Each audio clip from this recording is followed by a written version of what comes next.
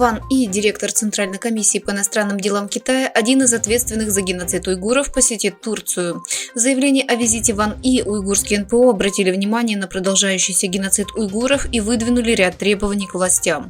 Полный текст пресс-релиза, совместно выпущенного Фондом Всемирного уйгурского конгресса, Фондом Уйгурской академии, научно-исследовательским фондом Восточного Туркестана, Организацией уйгурского движения и Центром уйгурских исследований, выглядит следующим образом. Объявлено, что министр иностранных дел Китая Ван И посетит Турцию 26 июля. Настоящий пресс-релиз подготовлен с целью информирования государственных органов и турецкого общественного мнения о политике Китая, представляющей собой геноцид и преступления против человечности, применяемые к уйгурам и другим мусульманским тюркским народам в Восточном Туркестане, и привлечь внимание к нашим требованиям.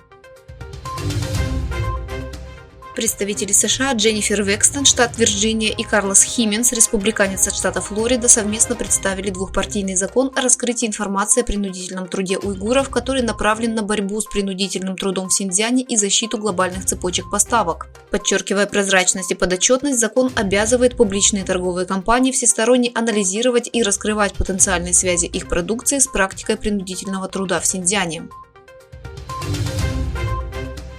Стало известно, что министр иностранных дел Китая Цинь Ган, местонахождение которого в течение месяца оставалось неизвестным, был уволен.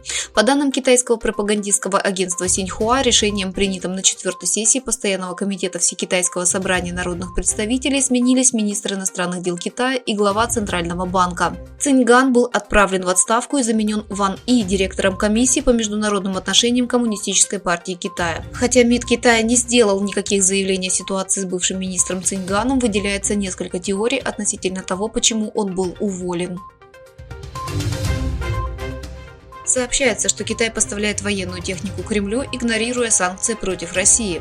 Только за этот год Китай экспортировал в Россию беспилотников на сумму $100 миллионов. В сообщении Крымского информационного агентства, основанном на информации американской пресс-службы Политико, утверждается, что в этом году Россия импортировала из Китая беспилотные летательные аппараты на сумму $100 миллионов. Также сообщается, что Китай ведет экспорт керамического компонента, используемого в бронежилетах. Подчеркивается, что товарооборот с Россией увеличился на 69% и составил $225 миллионов. Экспорт аналогичных товаров в Украину сократился на 61% до $5 миллионов.